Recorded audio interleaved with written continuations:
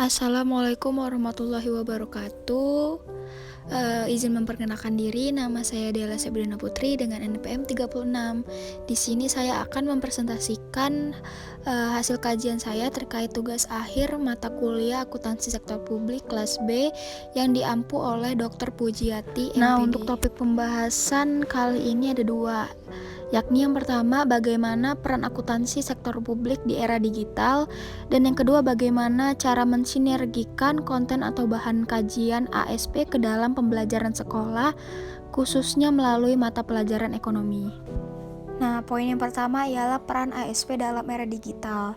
Jadi, dalam era digital, peran akuntansi itu telah berubah dari yang sekedar pencatatan atau bookkeeping saja menjadi keunggulan bersaing. Karena akuntansi pun tak luput dari adanya perkembangan teknologi. Dalam menghadapi tantangan, akuntansi memasuki era Society 5.0. Para akuntan sektor publik itu perlu melakukan 4 hal, yaitu yang pertama, melakukan investasi pada pengembangan digital skills.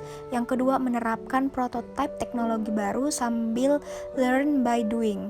Yang ketiga, pendidikan berbasis international certification. Dan yang terakhir, responsif terhadap perubahan industri, bisnis, dan adanya perkembangan teknologi. Nah, terdapat beberapa peran akuntansi sektor publik di era digital ini. Di antaranya ialah yang pertama, sebagai bentuk adanya pemanfaatan teknologi serta mengurangi terjadinya human error dalam pencatatan keuangan.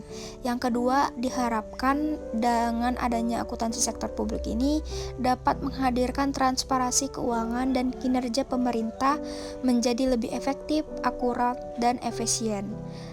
Dan yang ketiga, akuntansi perlu menciptakan metode dan jasa untuk evaluasi data dan memperluas peran dalam ethical dan efektif stewardship atas aset-aset data yang dimiliki entitas sektor publik.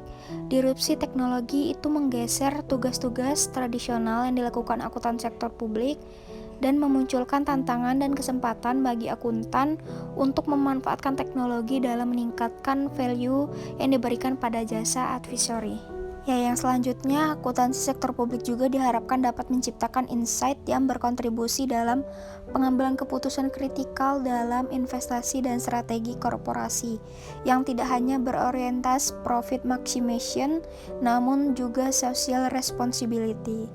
Lalu yang terakhir, akuntansi sektor publik juga perlu menggunakan teknologi yang tidak hanya untuk mengidentifikasi resiko-resiko real time dan meningkatkan akuntansi forensik, namun juga dapat mengevaluasi resiko dan penghargaan pada investasi jangka panjang dalam peluncuran produk atau penetrasi pasar yang baru.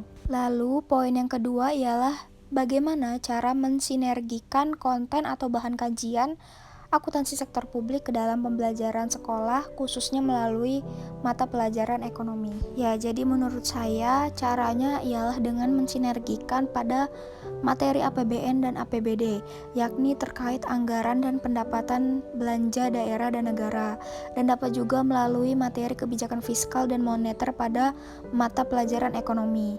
Ya, jadi kita akan mempelajari apa saja fungsinya gitu dalam sektor keuangan pemerintah, lalu bagaimana contoh akun-akunnya, dan juga kita dapat menyajikan contoh dari penyajian laporan keuangan pada sektor pemerintah, sehingga siswa juga kurang lebih dapat mendapat gambaran gitu bagaimana cara kerja dan sistemnya pada sektor keuangan pemerintah.